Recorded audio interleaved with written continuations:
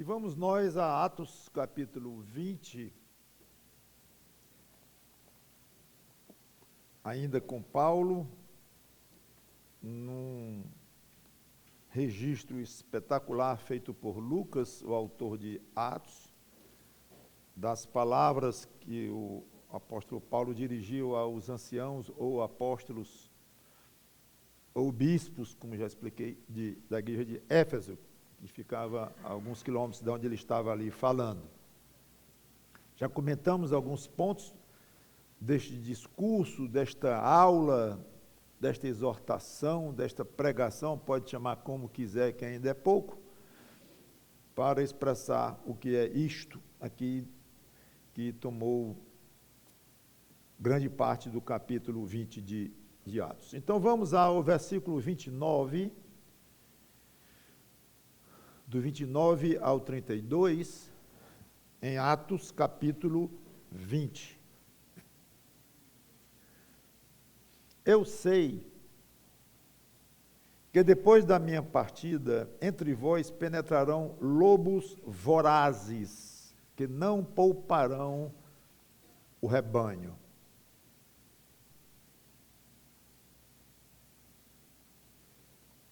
E que dentre vós mesmos se levantarão homens falando coisas pervertidas, para arrastar os discípulos atrás deles. Portanto, vigiai, lembrando-vos de que por 3 anos, noite e dia, não cessei de admoestar com lágrimas a cada um.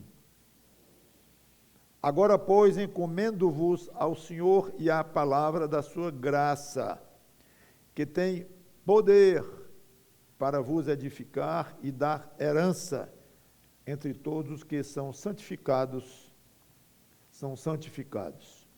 Vamos orar ao nosso Deus. Obrigado, Senhor Deus, pela tua palavra. Continuando o que Paulo disse àqueles homens 2000 anos atrás e que por certo já foi repetido milhares de vezes, talvez dezenas de milhares ao longo desses 2000 anos. E aqui estamos nós, mais uma vez, mais uma igreja local, bebendo desta fonte e tentando aprender do que Paulo disse, e hoje, de uma maneira especial, não muito agradável, o que Paulo disse aqui, o que ele preveniu à igreja, não é algo que pastor nenhum certamente abre a Bíblia e lê e explica depois, mas absolutamente necessário, porque é a realidade, a dura realidade de um mundo corrompido. Então devemos enfrentar esta realidade, ler a tua palavra, meditar na tua palavra e estarmos prontos para se e quando essas coisas sombrias que Paulo adverte aqui a esses pastores de Éfeso, se e quando acontecerem. E aqui ele fala do perigo, mas graças te damos porque o teu Espírito orientou a dar a solução. Ele deu o rumo, façam assim, exatamente assim. E aqui está, que eu sinto a minha responsabilidade de dizer para a igreja qual o rumo que Paulo traçou para situações deste tipo. Em nome do Senhor Jesus Cristo te pedimos e te agradecemos. Amém. Então, após exortar os pastores a cuidarem do rebanho de Deus, é o que nós vimos na mensagem passada, Paulo imediatamente mostra um dos motivos pelos quais isso era necessário. Cuidem do rebanho, como ele diz lá no versículo 28. E um dos motivos, não todos, mas um dos motivos está aqui na forma de 2 previsões sombrias que ele fala relacionadas com ameaças de falsos líderes. Curioso é que o que ele disse aqui ocorreu entre várias igrejas. Nós vemos várias epístolas pastorais do próprio Paulo cartas de Pedro falando exatamente da penetração de falsos mestres que causaram grandes estragos nas igrejas novinhas da época que Paulo fundou, e outros, não só Paulo, obreiros fundaram também, mas vemos isto claramente ter acontecido, como de fato estava previsto. Agora, uma coisa curiosa,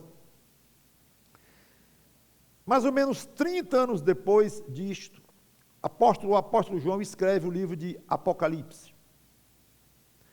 E nas cartas às 7 igrejas que Jesus Cristo manda João escrever, a primeira logo é Éfeso, exatamente a igreja de onde eram os pastores para os quais Paulo estava falando, advertindo, lembrando o perigo, precisamente Éfeso.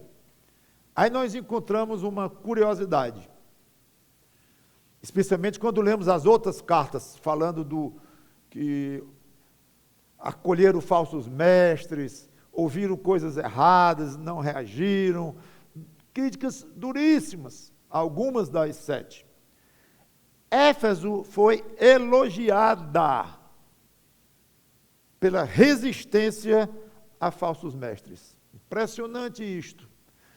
Coincidência ou não do que Paulo plantou ali para aqueles homens, 30 anos antes, não sei. Agora, Éfeso foi duramente criticada, ou reclamação dura da parte de Cristo, sim, com Éfeso, mas porque eles haviam abandonado o primeiro amor, que é um outro tipo de problema. Estavam frios espiritualmente. Então, houve elogios e houve crítica à igreja de Éfeso.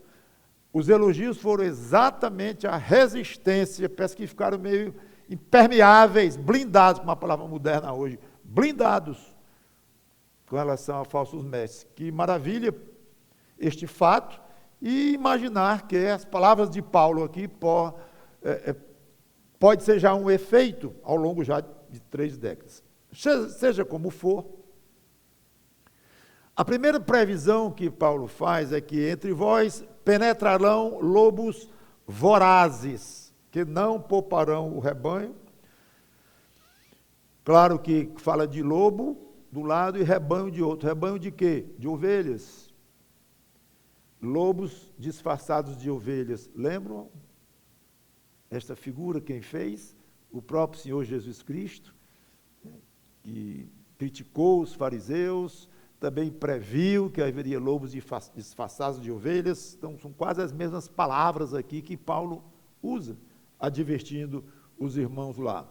Jesus chamou esses falsos mestres de ladrões, palavras pesadíssimas, salteadores, mercenários, cujo alvo era explorar, enganar, roubar. O prejuízo decorrente da ação de homens assim, que vêm de fora da igreja, trazendo más doutrinas, maus ensinos e mal intencionados, o prejuízo é absolutamente incalculável. Não no aspecto financeiro, que também mas a essas alturas é o de menos, mas psicológico, espiritual, que é o pior problema, com doutrinas erradas. E a segunda previsão, ele diz: dentre vós mesmos se levantarão homens falando coisas pervertidas para arrastar os discípulos atrás dele. Paulo não está falando aqui das mesmas pessoas nessas 2 advertências. São pessoas diferentes, em circunstâncias diferentes e com objetivos diferentes. Está tudo aí. O primeiro alerta se refere a homens de fora para dentro, com o propósito de atacar, de destruir o rebanho impiedosamente, como ele diz aqui. Não pouparão o rebanho, é para destruir, estragar o máximo que puderem. O segundo alerta é com relação a homens que já estão dentro da própria igreja, curioso isto, e que falarão coisas erradas, ensinos errados, com o propósito, está dito aqui, que não é destruir, como os outros que vêm de fora, mas de seduzir e de atraí-los para si,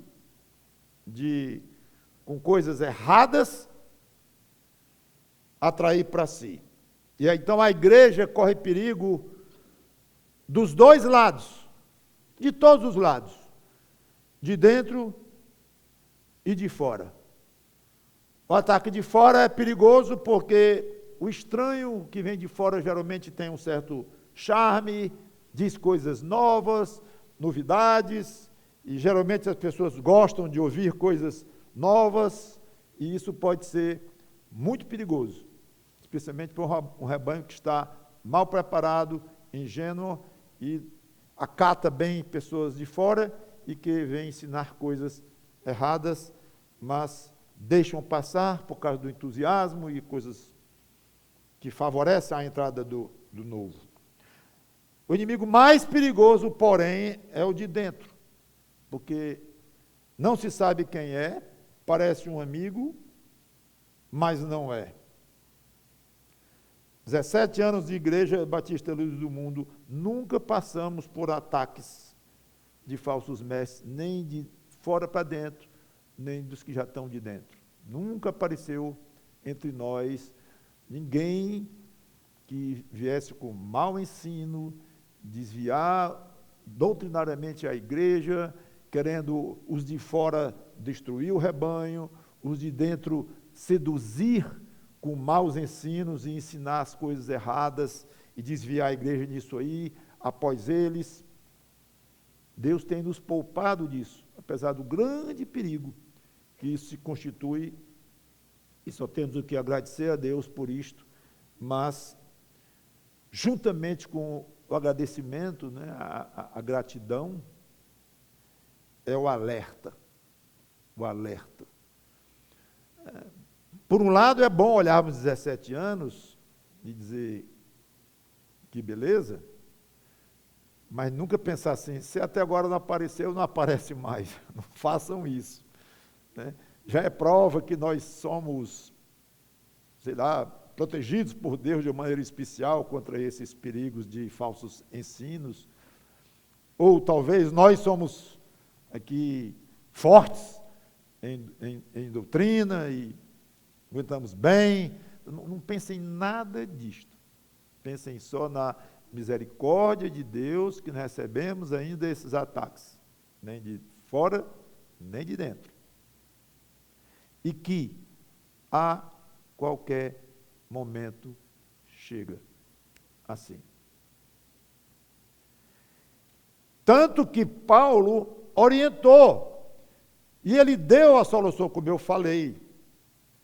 Ele indicou o problema, vamos dizer, ele preveniu o que poderia ser um problema terrível, a possibilidade desses dois tipos de ataque, e disse o rumo.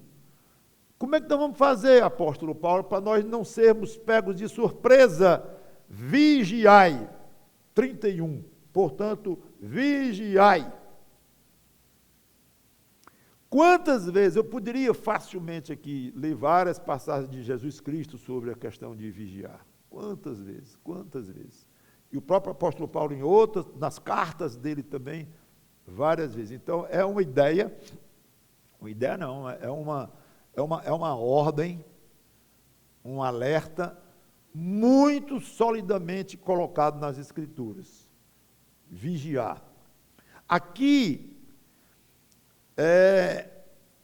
além do aspecto de uma vigilância pessoal, lembra que Paulo disse na vez passada, cuidem de vós mesmos e do rebanho, até coloquei isso, o aspecto pessoal e o aspecto geral, mas aqui, nestes 3 versículos aqui, Paulo está falando da igreja, cuidado com a igreja. Então, a ideia aqui é a igreja vigiar. Claro, os líderes da igreja dão o tom, os pastores dão o tom. Então, a responsabilidade, acima de todos, é quem prega, é quem ensina e dá o tom e alertar, que é quem está com a Bíblia aberta e pregando.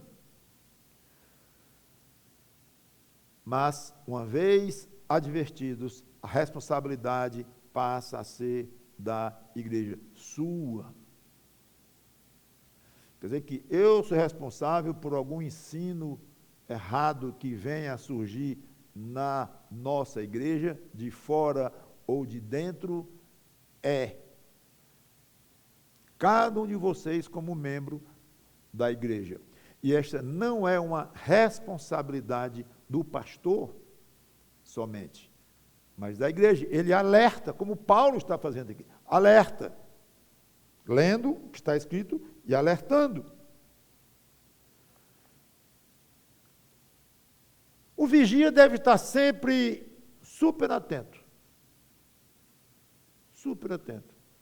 Infelizmente, muitas vezes o que a gente vê assim, propaganda e coisa assim, é um vigia com boné assim de lado, né? Meio dormindo. Aí lá vem um ladrão, 3 horas da manhã, propaganda de alguma coisa, de um alerta, uma sirene, ou seja, lá o que for. Mas a ideia clássica de um vigia, alta madrugada, dormindo a valer. Péssimo vigia, claro. Porque o bom vigia está atento o tempo todo. O tempo todo. A igreja que foi ordenada a vigiar, a mesma coisa. Mesma coisa. Estejam atentos a todos os que chegam de fora e os que já são de dentro. Os que são de fora, eu não vejo muito perigo, porque nós somos de natureza um pouco fechadas, mesmo em termos de nossa maneira de ser batistas, e em termos de comunhão com outras igrejas e tudo, nós somos realmente muito cuidadosos com isso, e para ocupar esse púlpito aqui, passa por um crivo forte.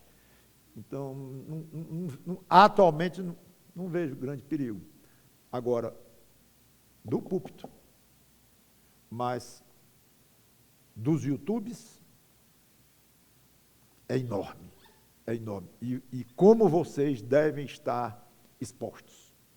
Como vocês devem estar expostos. Vendo todo tipo de pregação, todo tipo de pastor simpático, inteligente, brilhante, com 500 mil seguidores, hoje em dia tem milhares de seguidores, então é bom. É a medida hoje, é uma pena, mas é o que é. Então só resta o quê? Alertar. Cuidado com o que vocês estão ouvindo, porque você é da igreja, você está aqui dentro, e você influencia também, pouco ou muito, mas tem sua influência. Você vai lá, vem cá, está convidado para dar uma aula, ou me substituir em algum momento, eu não sei. Ou conversando com os outros, ali baixinho, eu não sei. Eu sei que você é responsável pelos ensinos que vêm de fora. Antigamente, para um ensino chegar dentro da igreja, era só pessoalmente, ou uma carta que durava meses para chegar. Vinham as cartas, claro, tanto que está aí, o Paulo cheio de cartas. Mas vejam a penetração, né? O poder de penetração era muito menor de falsos mestres. E que a Bíblia fala mais, mesmo que é óbvio, eram os transeuntes, eram os que passavam, estavam de passagem pela cidade e que iam para lá e para cá, pregadores. O perigo era esses aí. E não vinham de carro, nem vinham de avião, né? Eles vinham de burro, de jumento, de mulo, seja do que for, a pé, muitas vezes, mas era um perigo. Mas o tamanho, a ordem de grandeza era muito menor. E hoje é alguma coisa muito acima da nossa própria imaginação, a quantidade de fontes ruins que estão aí para alcançarem vocês. Agora, ninguém vai ouvir nada que não quer. Não estamos em países totalitários ainda, pelo menos, que fica se ouvindo aí o dia todinho, alguém cantando, alguém orando no bruto do mega alto-falante, coisa desse tipo. Não, você ouve atualmente, graças a Deus, o que quer. Aí aumenta muito a sua responsabilidade do que onde é que você vai buscar instruções ou coisa desse tipo. E de dentro, fiquem muito alertas, muito, com o pastor titular, com pastores auxiliares, com diáconos, com professores de escola, líderes de grupo, especialmente os que estão na liderança, especialmente o que está no púlpito. Ah, mas isso aí o pastor Mauro dizendo essas coisas, o pastor Mauro vai ter perigo, trazer coisa errada para cá e tudo. Talvez não tenha dentro da minha, claro, da minha mente. E se eu começar a dizer tolice aqui, vocês vão dar um jeito, obviamente, de me encostar, no que farão muito certo. Mas escutem. Outro dia nós enviamos para o céu, por assim dizer, um irmão de 60 e poucos anos de idade, né? Então, não tem isso, que o fulano, o cicrano, e o pastor isso, pastor aquilo, não tem isso, é perigoso, acabou-se. E é simples, gente, é ficar atento, e não ter medo, não ter receio, de dizer, opa, aqui não, aqui não. Esta semana, um professor, bom, dos dois, né? O André me procurou, que ia fazer uma exposição complicada, bem complicada hoje, em Pedro, e o que eu achava e tal, que tinha muitas opiniões. Eu mandei minha pregação para ele sobre o assunto, ele estudou, aí mandou de volta, que tinha uma opinião um pouco diferente, assim, assim, assim, e tal. Eu digo, tranquilo, André, tranquilo, tem várias interpretações disso aqui, é muito complicado, ninguém sabe exatamente o que é, tranquilo, pode colocar a sua ideia lá, tranquilo. Mas vejam o cuidado do professor procurar o pastor, do pastor dizer como é que ele acha e mostra. O outro vem de lá para cá, de uma maneira honesta, aberta. Eu penso assim, um pouquinho diferente do senhor. Ok, tranquilo. Opa, aqui não posso permitir isso. Aqui não. Ou, não, tudo bem, tudo tranquilo. Diga, senhor, mas não vai alterar nada. Não é uma coisa doutrinária que vai alterar o nosso funcionamento. Não é. Tudo bem. 30 e tantos anos atrás, o pastor Kelso me procurou, ele estava dando aula lá também, e disse, rapaz, Mauro, eu estou falando aí sobre a tribulação e eu penso um pouquinho diferente de ti, no aspecto lá do timing, do tempo da tribulação e tal. Eu disse, como é isso aí? Se eu penso assim, assim, assim, assim. Tu não pensa nem assim, assim, assado? Digo, eu penso um pouco diferente. E o que a gente faz? Digo, diga o que você está pensando lá, e diga também, o pastor Mauro pensa assim, eu penso assado, ele está sabendo, tudo bem, não altera nada nosso funcionamento também, nossa doutrina, nem nada disso, não são doutrinas básicas e tal.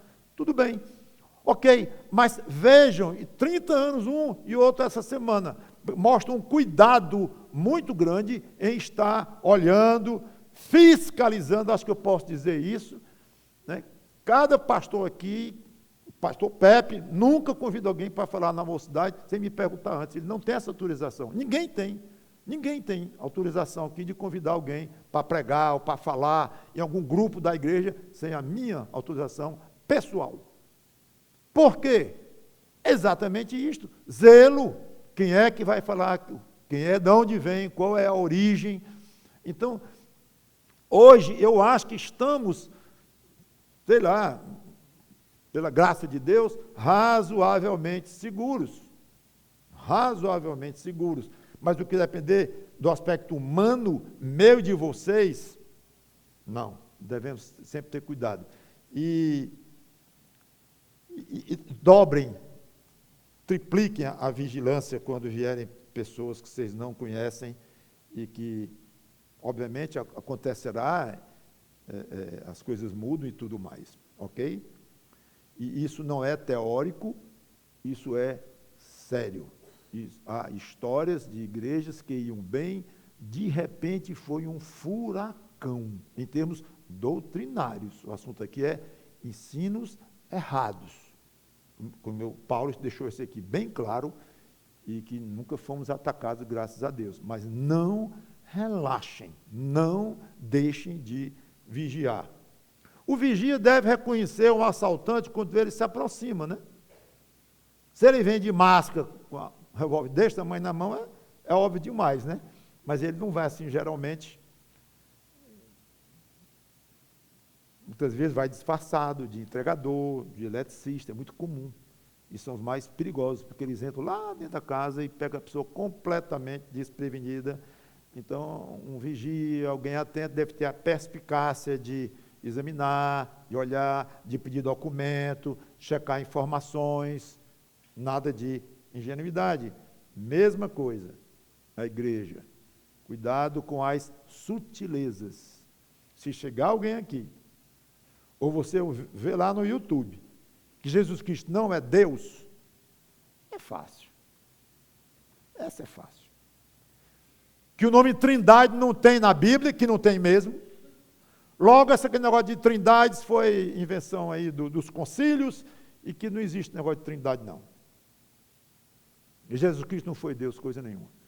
Foi perto, mas não foi Deus. Então, isso aí é uma coisa que a gente reage fortemente. Não. Adorar ídolos e coisas assim, não vamos. Mas sutilezas há muitas, e bastante perigosas. Então, fica aí a necessidade de sermos bem argutos nisto. Uma vez identificado o inimigo, o vigia deve ter meios de barrar, né, a entrada dele, ou de resistir a um ataque ocorra desse tipo. Ele vai fechar as portas, vai chamar a polícia, vai render o bandido, eu não sei o que ele vai fazer. Uma igreja, uma vez identificado o inimigo, deve ter meios para reprimir. Meios. Como vai adquirir esses meios? Reprimir como? E antes de reprimir, a percepção. É muito fácil dizer, sejam perspicazes, fiquem alertas.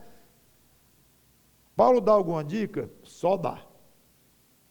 De maneira meio escondida, no versículo 31, na segunda parte, no meio do versículo, né? Vigiai, lembrando-os de que por 3 anos, noite e dia, não cessei de admoestar com lágrimas a cada um. Ou seja, o que Paulo quer dizer aqui é assim: a melhor maneira de vocês vigiarem é lembrando de tudo que eu disse nesses 3 anos. Para quem quiser ler e entender, não é complicado entender isso. Ele está dando a arma de defesa. Por que ele disse logo aqui, que passou 3 anos lá, cessando o tempo todo? Logo depois de dizer vigiai, na mesma frase, vigiai. Porque ele diz, eu equipei vocês para terem sensibilidade, para vigiarem, para ter esta argúcia de perceber alguma coisa que estaria se aproximando. O conteúdo do que eu disse vai ser a arma de vocês para se defenderem. E qual o conteúdo do que Paulo disse? 3 anos, a palavra de Deus. Velho Testamento, Novo ainda estava em formação, ele próprio, né? Mas o que ele tinha, e especialmente as revelações que vinham direto para ele, como pura palavra de Deus. Não tinha o Novo Testamento pronto ainda. Seja como for, era ouvindo o que Paulo dizia, ou seja, a palavra de Deus, que eles iriam adquirir persistência, sensibilidade para notar que algo estava errado ou estranho.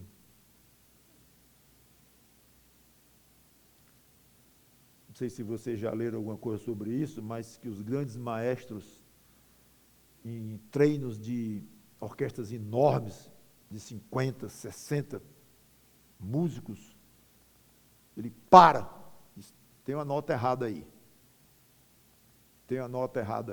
Às vezes ele vai em cima, ele diz quem deu a nota errada. Às vezes não consegue bem e tem a coisa errada aí. Vamos ver, cada um se examine. Ele acusa, quando não vai direto onde está o erro. Por quê? Porque ele está super imbuído daquela música. Ele estudou cansativamente, ele sabe cada minuto, cada pedaço, cada partitura, nos seus termos, que os músicos aí sabem, cada pedacinho da música ele sabe bem. Não é só dizer assim, mas que ouvido, hein, esse maestrão tem, coisa impressionante. O que adiantaria ele ter ouvido, se ele não estudou a música e não sabe o que Mozart queria naquele ponto, ou Bach, ou quem tenha sido o compositor? A música não é do maestro, não. A música é de quem fez. Mas ele devia estar super por dentro da música e colocar os seus músicos para estarem super por dentro, pelo menos da parte de cada um, do seu instrumento, cada um dê conta. Só que o maestro está encarregado de todos. Então ele tem que estar em condições de conhecer profundamente bem. E exige dos seus músicos que conheçam profundamente bem, pelo menos cada um na sua área. Claro, de uma maneira geral também. O que eu quero dizer com isso? Não adianta estar atento, só atento, se você não está afiado com o padrão que você vai utilizar para usar a sua atenção. Estou super atento. Ótimo. Cada palavra que ele está dizendo aí, eu estou decorando. Ótimo. E o que a Bíblia diz sobre isso? Tenho a menor ideia. Mas estou super atento. Não falo, não está me atrapalhando. Estou aqui, eu vou ouvir 10 vezes essa pregação até decorar mesmo. O pastor mandou ficar atento. Estou atentíssimo. Ele está falando aí um negócio assim, rapaz. Ele está falando aí sobre negócio de casamento, ele está falando sobre justificação. O que a Bíblia diz? Não sei, já disse que eu não sei, mas não atrapalha, eu estou atento. É um tolo. Coitado. Ele está atento. O que adianta ele estar atento? Só adianta estar vigiando se sabe identificar o problema. O bom vigia, eu já disse, ele sabe identificar. Esse camarada aqui é perigoso, entrou alguém aqui diferente, vai em cima, vai atrás e pede, identifique-se, chama a segurança, vai. Não adianta só estar atento. Então você, e esse é o ponto mais importante desta pregação, é você estar imbuído do que Deus escreveu na partitura, na Bíblia, na obra dele, na sinfonia dele, o que ele escreveu, como ele quer que seja, e você está sabendo, pelo menos até certo ponto, se não ao ponto do pastor que prega e explica e tudo mais, mas pelo menos você identifica razoavelmente. Isso aqui está soando esquisito, eu acho. Pelo menos alertou, aí fala com alguém que conhece melhor, fala com o pastor, seja com quem for, mas identifica com base no que o ouvido acusou. Tem uma coisa errada aqui. Claro, cada um aí se examine para saber se você, como vigia, que deve ser, está minimamente equipado para identificar quando há problema. Este era o segredo. E precisamos de sabedoria do alto para saber como agir. Orações eficazes para identificarmos com base no que nós estamos sabendo do padrão. Sabendo. Aí como é que eu vou agir agora? Aí entra a sabedoria prática. Estamos com um problema dentro da igreja. Veio de fora, já veio de dentro. Como agir, como fazer. É extremamente complicado. Extremamente complicado, delicado. Dificilmente não haverá um cisma ou um racha dentro da igreja, com um falso mestre aqui e os outros que querem a doutrina correta lá, os outros foram seduzidos, como a Bíblia diz que era o plano deles.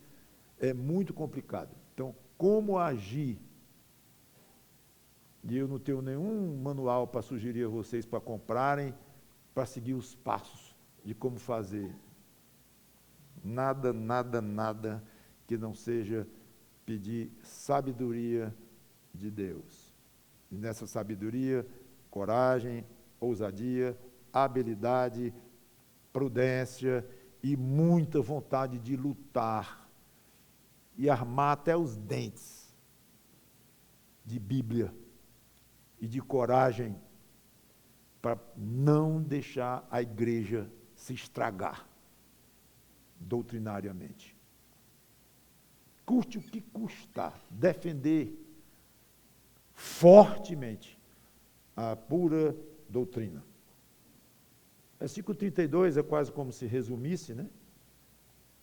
Tudo. Agora, pois, encomendo-vos ao Senhor e à palavra da sua graça, que tem poder para vos edificar e dar herança entre todos os que são santificados. Dependam do Senhor. Quando esses ataques chegaram, aí não é mais a questão da vigilância. Aqui Paulo já está um pouquinho além. Paulo já está considerando que entrou. Ou está entrando. Chegou o salteador. Chegou o inimigo. Chegou o falso mestre. Chegou o ministro do diabo entre nós, supondo. Chegou. E agora, hora de agir. E é o que diz aqui. Dependam do Senhor. Corram a Ele e peçam ajuda a Ele, uma vez identificado que estão correndo grande perigo. E, quando ele fala da sua palavra, é interessante, parece até que são duas entidades, né? Encomendo-vos, ao Senhor, 2, a palavra da sua graça. Errado.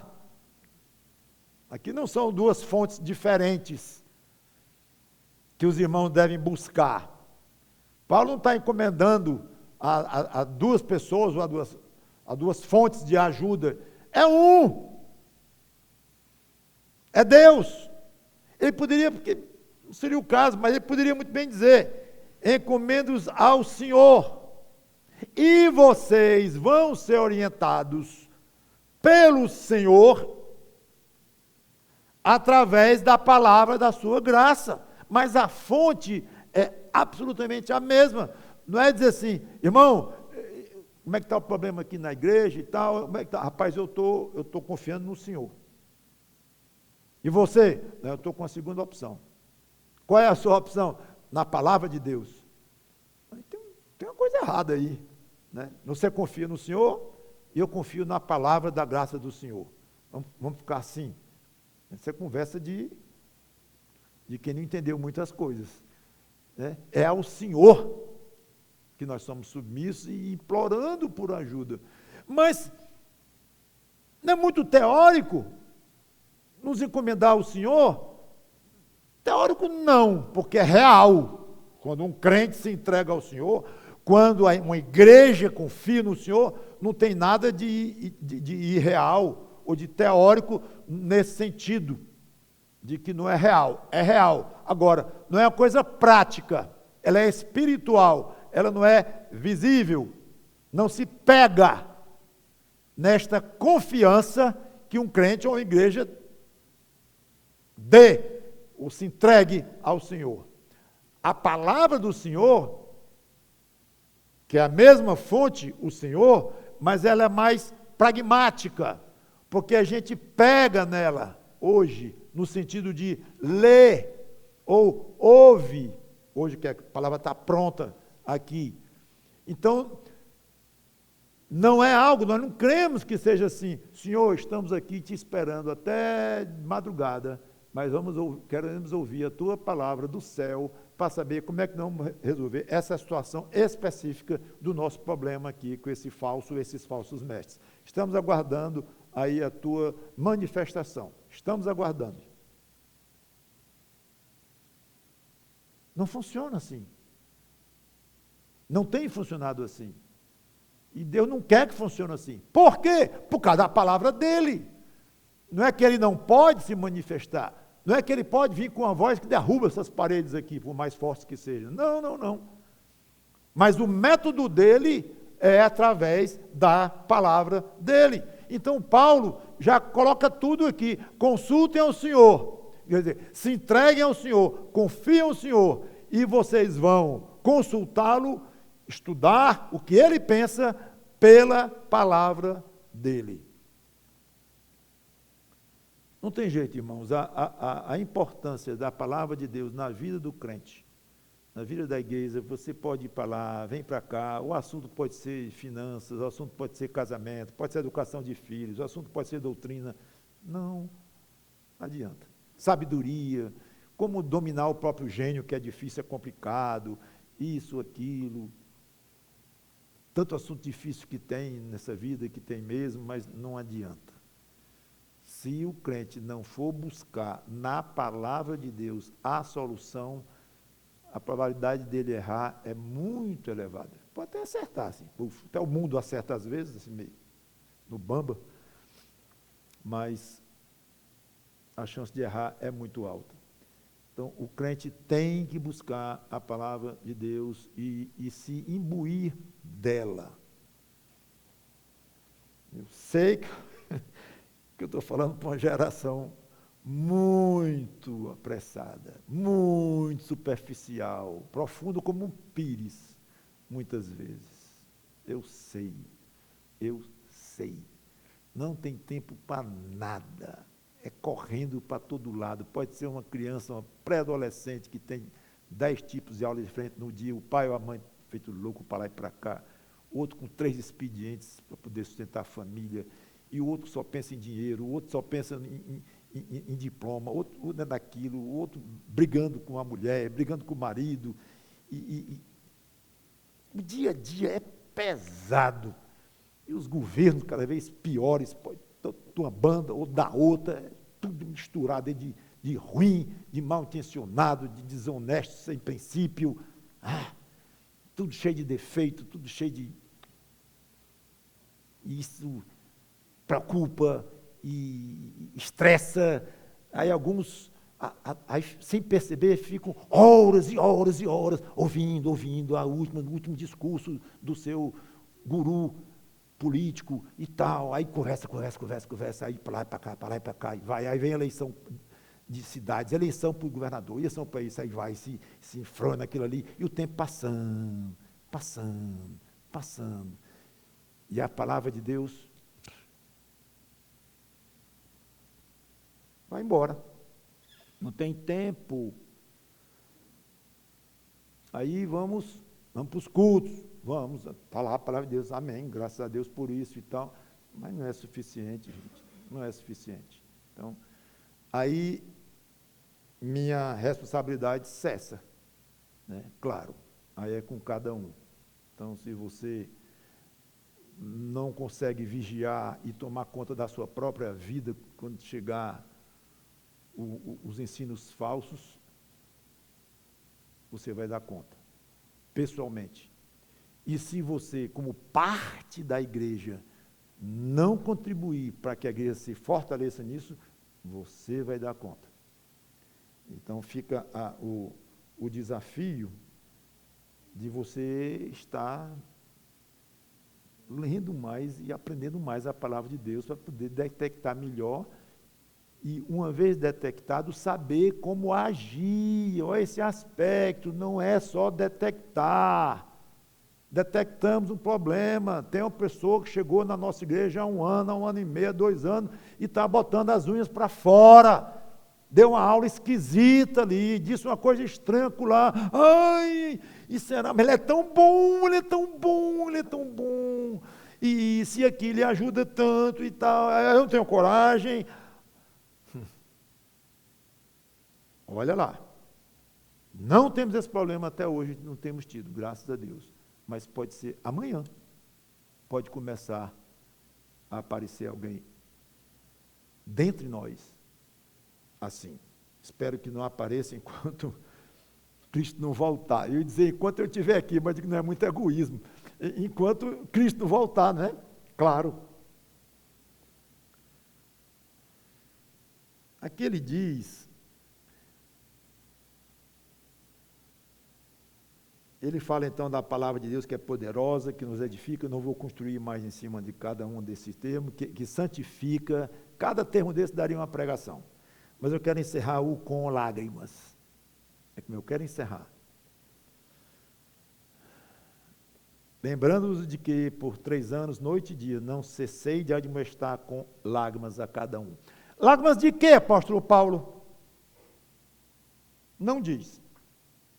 A maioria das vezes que a Bíblia fala em lágrimas, e fala muito, se refere a tristeza, angústia, sofrimento, é natural. Mas não é sempre, viu? Não é sempre. Lá em Lucas 7,38, que eu não vou ler, mas tem a mulher pecadora, né?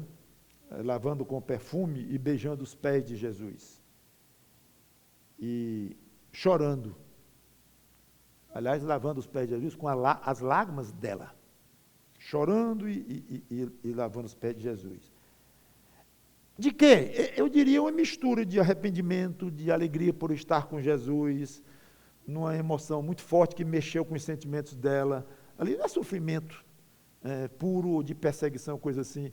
Pode ser um sofrimento interno, como eu disse, de arrependimento, e aí já misturado em estar lavando os pés de Cristo, aí já vem uma mistura, mas são lágrimas. Lá em Marcos 9,24 fala do menino, do pai do menino endemoniado, que chorou quando Jesus o interrogou a respeito do problema da criança. Ele chorou também de emoção, certamente, sofrimento misturado. Eu imagino que boa parte dessas lágrimas de Paulo fosse sofrimento, não só dele, físicos, mas também de ver irmãos sofrendo, de frustrações, de medo, de angústias, e ele não escondia nada, especialmente em 2 Coríntios, a carta dele lá, espetacular, que ele abre o coração mesmo. Agora, é evidente que ele tinha muita alegria de ver pessoas se convertendo, pessoas de corações mexidos, dando belos testemunhos.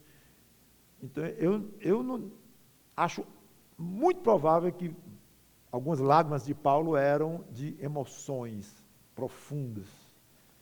Não posso imaginar de gargalhadas, não posso, mas de alegria, de uma felicidade puramente espiritual, de conhecer Jesus Cristo, de ver alguém que ontem blasfemava contra Deus e hoje está se rendendo aos pés de Cristo, né? E choro em ver isso. Choro de sofrimento? Não. De alegria? Sim. Mas uma alegria misturada com emoções fortes, emoções gostosas e muito fortes. Pensando bem, é comum ver crente com lágrimas, principalmente um pastor, né? É curioso isso. E nas conversas, nos testemunhos, nas dificuldades, às vezes brigas entre irmãos, confissões de pecados e tantas coisas, tudo isso arranca lágrimas. Às vezes uma pregação, uma aula pode provocar lágrimas, um abraço entre duas pessoas que se acertaram depois de anos sem se falar, isso vem com lágrimas, certamente. Eu acho que nós ficamos meio chorões depois que nos convertemos, graças a Deus. Parece que Paulo ficou também. Talvez um dos motivos é que o Evangelho nos despe, em grande medida, da casca de orgulho, da vaidade, da dormência, do ódio, da dureza da carne. O Evangelho amolece, né? Pelo menos é para amolecer, tornar mais sensíveis os crentes, mais humildes, mais compassivos, mais ansiosos de amar as pessoas na prática, mais largos de coração, mais compreensivos, mais honestos, mais parecidos com Cristo, que, aliás, chorava também.